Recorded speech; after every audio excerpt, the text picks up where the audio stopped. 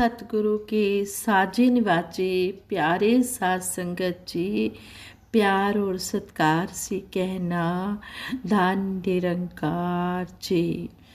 शुक्र दातिया तेरा, शुक्र दातिया, जिंदगी रही है गुजर दातिया।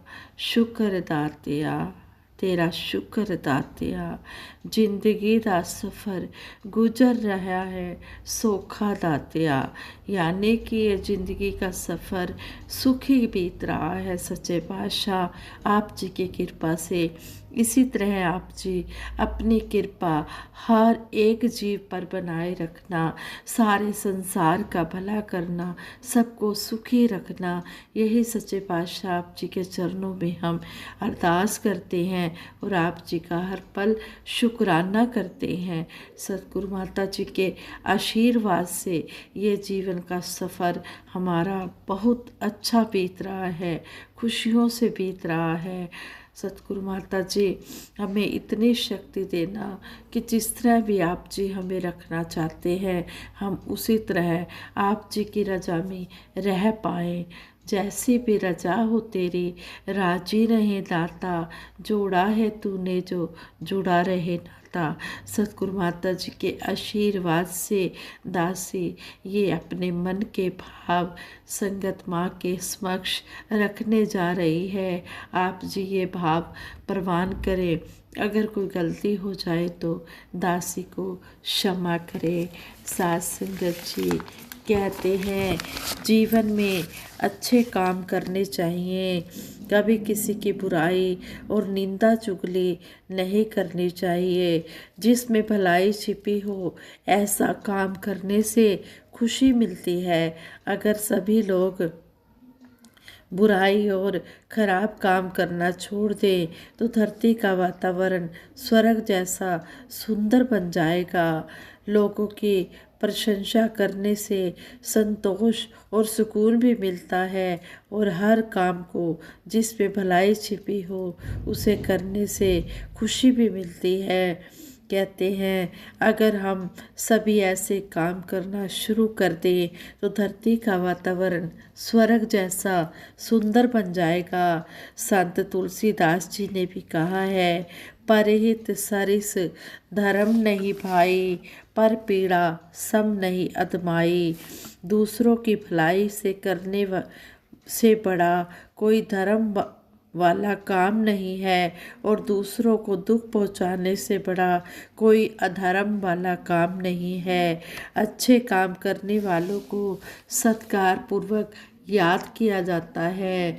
एक बार समुंदर के किनारे पर चलते हुए एक छोटी बच्ची प्रेरणा को बहुत सी छोटी छोटी मछलियाँ सागर के किनारे पर नजर आई। उनमें से ज़्यादातर मछलियाँ जिंदा थी और उछल उछल कर पानी में वापस जाने का प्रयास कर रही थी, कोशिश कर रही थी। पानी मछली का जीवन होता है, बिना पानी के मछलियाँ तड़प तड़प कर मर जाती हैं। छोटी सी बच्ची प्रेरणा ने अपने छोटे छोटे हाथों से उन मछलियों को उठाकर समुंदर के पानी में फेंकना शुरू कर दिया ताकि उन मछलियों की जान बच सके। वह बच्ची लगातार ऐसा किए जा रही थी, तभी उस पर किसी की नज़र पड़ी। उन्होंने उस बच्ची से पूछा आप यह क्या कर रही हो? उस बच्ची ने उत्तर दिया इन मछलियों को बचाने की कोशिश कर रही हूँ। इस पर वह व्यक्ति बोला इतनी सारी मछलियाँ हैं, तुम किस किस की जान बचा सकोगी? उस बच्ची ने उत्तर दिया कोशिश करने में क्या हर्ज है, इनमें से कुछ की जान तो बचा ही लूँगी, कुछ नहीं से कुछ तो ठीक ही होगा। इस घटना से स्पष्ट होता है कि हमें दया और परोपकार का काम अपनी पूरी शक्ति से करते जाना चाहिए। इस बात की चिंता नहीं करनी चाहिए कि ऐसा करने से कितनों का लाभ हो पाएगा। परोपकार की भावना हमेशा हमारे मन में होनी चाहिए। कभी किसी को दुख पहुँचाने का भाव मन में नहीं आना चाहिए। इसी में हमारी भलाई है और अन्य लोगों की भलाई भी इसी में छिपी है कि वो भी इस तरह के अच्छे कर्म करते चले जाएं। किसी कवि ने भी कहा है कि ये जा तू जग में भलाई के काम, तेरे दुख दूर करेंगे राम। कि है इंसान, तू संसार में दूसरों का भला करेगा तो तेरा भला अपने आप होता चला जाएगा। तेरे नज़दीक कोई दुख नहीं आएगा, क्योंकि ये प्रभु परमात्मा उस इंसान से बहुत ही खुश होता है जो इसकी बनाई हुई रचना से प्यार करता है, जो दूसरों का भला सोचता है। तभी तो कहा है कि जग में जो दूसरों का भला करते हैं उनके सारे काम ये प्रभु परमात्मा अपने आप पूर्ण कर देता है। उस इंसान को अपने लिए कुछ मांगने की ज़रूरत नहीं होती। इसलिए हम सबका भला मांगते जाएं और सबकी खुशियाँ मांगते चले जाएं। कभी भी किसी का बुरा ना मांगे, किसी का बुरा ना करें। इस तरह हमें सतगुरु सच्चे पातशाह ने समझाया है। हमें सदा भक्ति के पथ पर चलते ही जाना है। भला सबका हो जिसमें वो कर्म करते ही जाना है। जगाना है किसी को घर तो पहले खुद जगना होगा।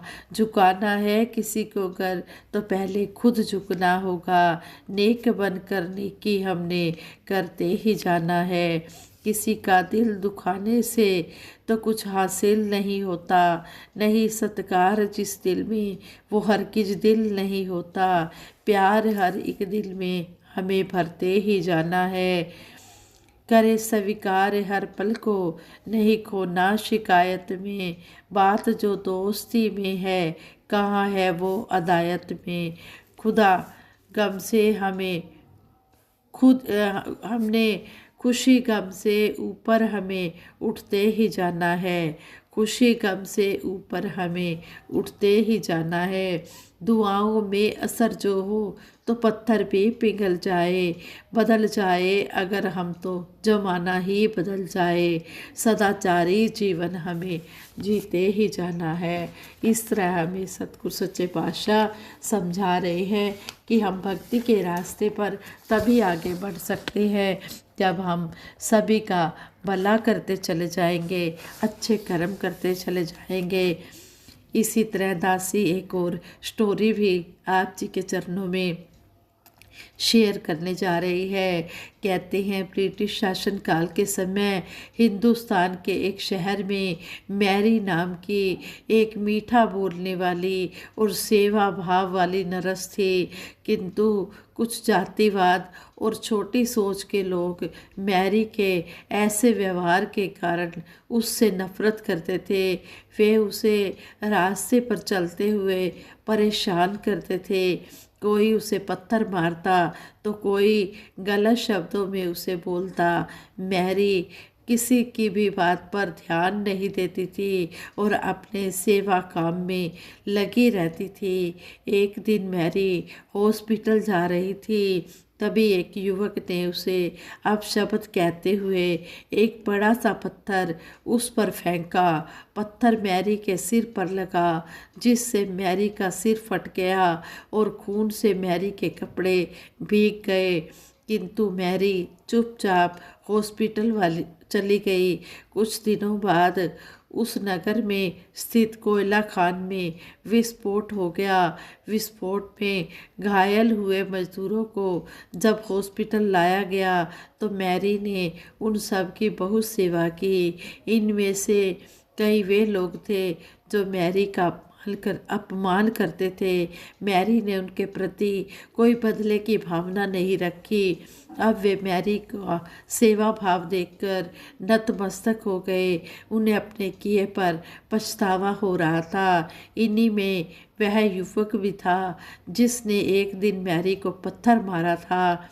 आखिर एक दिन युवक मैरी के सामने रो दिया।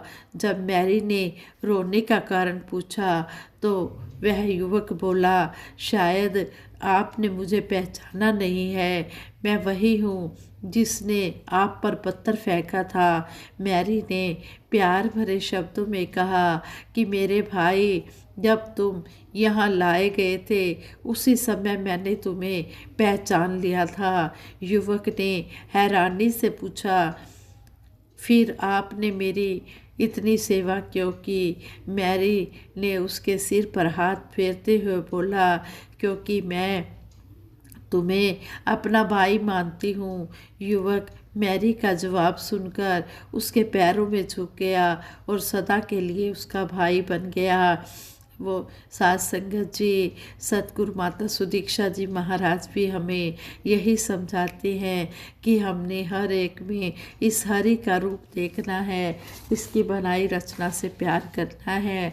अगर कोई हमें कुछ कह भी लेता है तो हमने क्षमा कर देना है उसको। जब वो क्षमा मांगता है तो उसे क्षमा कर देना है। कहते हैं जो माफ़ी दे देता है, माफ़ी मांगने वाले से माफ़ी देने वाला बड़ा होता है। संपूर्ण हरदेव वाणी में सतगुरु बाबा हरदेव सिंह जी महाराज हमें समझाते हैं, क्षमाशीलता जिसके अंदर वो सुंदर इंसान बना, जिसने जितना सहन किया उतना ही महान बना। जो जितना जितना सहन कर जाता है उतना ही वो महान बन जाता है, और जो दूसरों को माफ़ी दे देता है वो सबसे सुंदर और महान इंसान होता है। जिस तरह मैरी को सब कुछ पता था कि इस इंसान ने मुझे पत्थर मारा था एक दिन और मेरे कपड़े भी खून से भर गए थे और मेरा सिर फट गया था, फिर भी मैरी ने अपने मन में वही भाव रखा, क्योंकि कहते हैं कि जिसके मन में यह हरि निरंकार बस जाता है वह सभी को अपना ही समझता है, वह किसी को अपना पराया करके नहीं देखता। उसके अंदर ये भगवान बसा होता है और वो हर एक में इस भगवान का ही रूप देखता है। और इस तरह उन्होंने अपना सेवा भाव नहीं छोड़ा, और किस तरह फिर उस इंसान का बहन मैरी ने दिल जीत लिया और फिर वो नतमस्तक हो गया। इस तरह सतगुरु समझाते हैं कि जब हम अपने आप में वो खुशी वाले भाव लाते हैं, दूसरों का भला करते हैं, बदले की भावना नहीं रखते, तो एक दिन उस इंसान को झुकना ही पड़ता है, फिर उसके मन के भाव बदल जाते हैं। सहनशीलता को कभी भी कायरता न जानो तुम, वीर पुरुष में होती है ये वीरता है मानो तुम। यहाँ पर भी सतगुरु बाबा जी हमें समझा रहे हैं कि ये ना सोचो कि अगर किसी ने सहन कर लिया है तो वह कायर है, कमज़ोर है। नहीं, ये सहनशीलता तो वीर पुरुष में होती है, जो बहादुर होता है उसी में होती है। कटु वचन को संत सहेगा और नहीं सह पाएगा, नम्र भाव में संत रहेगा और नहीं रह पाएगा। यहाँ पर भी समझाया है कि कड़वे वचनों को सिर्फ संत महात्मा ही सहन कर सकते हैं और कोई सहन नहीं कर सकता, और नम्र भाव में भी संत महात्मा ही रह सकते हैं और कोई नहीं रह सकता, क्योंकि जिसको जैसा समझाया जाता है, जैसी शिक्षा मिलती है वो वैसा ही बन जाता है। संसार में तो कोई भी ऐसी शिक्षा देने वाला नहीं है, लेकिन सतगुरु के चरणों में जब इंसान आ जाता है तो वो इंसान नहीं, वो देवता बन जाता है। उसको ये सतगुरु देवता बना देता है, विशाल के साथ उसका नाता जुड़ जाता है, तो फिर उसका मन विशाल हो जाता है। फिर वो हमेशा अपने आप को यही कहता है कि ना मैं कुछ किया ना किया शरीर, जो कुछ किया सो हरि किया। कहत कबीर कबीर, वो इंसान भी कबीर दास जी की तरह है, यही कहने लग जाता है कि सच्चे बादशाह मेरी कोई औकात नहीं, मैंने कुछ नहीं किया, जो कुछ भी किया है आप जी ने किया है। अगर आप जी ने नम्रता लाई है मन में तो आप जी की कृपा से ही नम्रता आई है। मेरी कोई औकात नहीं है कि मैं नम्र भाव में आ जाऊं या मैं किसी के वचनों को, कड़वे वचनों को सहन कर पाऊं। ये सब आप जी का ही कर्म है, आप जी की ही कृपा है। सहनशीलता इस जीवन में दिव्य गुणों की जननी है। सहनशीलता को अपनाओ, इससे बात संवरनी है। कहते हैं कि जो संत महात्मा होते हैं, अगर कहीं पर भी कोई बात हो जाए, इनकी गलती भी नहीं होती, फिर भी हाथ जोड़कर खड़े हो जाते हैं, क्योंकि सतगुरु सच्चे पातशाह ने यही समझाया है कि दयालु स्वभाव का बनना है। ये बात को बढ़ने नहीं देते। अगर गलती नहीं भी होती तब भी ये कह देती हैं ये कि हाँ, ठीक है, जो हुआ ठीक है, हाथ जोड़कर खड़े हो जाते हैं। जब एक इंसान हाथ जोड़ लेता है और दूसरा इंसान लड़ने को आता है तो वो फिर किसके साथ लड़ेगा? वो अकेला तो लड़ेगा नहीं, फिर वहीं पर बात ख़त्म हो जाती है।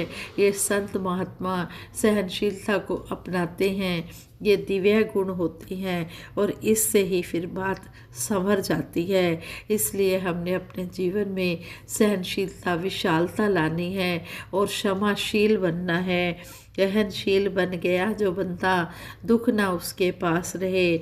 जब इंसान सहनशील बन जाता है, लड़ाई झगड़ा नहीं करता है, बदले की भावना नहीं रखता है, तो फिर अपने आप वो बात बन जाती है। फिर सुख ही सुख आते हैं, फिर दुख नज़दीक नहीं आता, क्योंकि फिर कलह क्लेश लड़ाई झगड़ा नहीं होता है। जैसे कहते हैं, ताली हमेशा दोनों हाथों से बजती है, एक हाथ से नहीं बजती।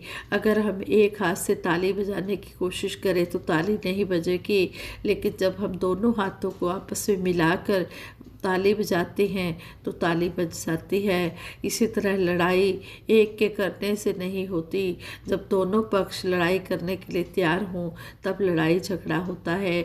लेकिन सतगुरु सच्चे पातशाह हमेशा हमें इन बातों से दूर रखते हैं। लड़ाई झगड़ा, वैर, नफरत, ईर्ष्या, द्वेष, इन बातों से दूर रखते हैं। हमें हमेशा यही शिक्षा देती है कि हमने बदले की भावना नहीं रखनी है। अगर कोई कुछ कह भी जाता है तो उसे सह जाना है, बात वहीं ख़त्म हो जाती है, फिर बात आगे बढ़ती नहीं है और फिर सुख ही सुख मिलता है। फिर इस धरती पर स्वर्ग का नज़ारा ये संत महात्मा ही दिखाते हैं। कहे हर देव की बात है पक्की, सुख में उसका वास रहे।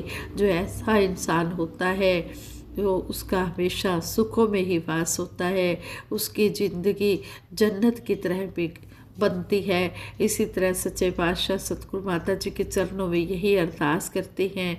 सतगुरु माता जी, आप जी के चरणों में जन्नत है और हमें इस जन्नत में ही बिठाए रखना।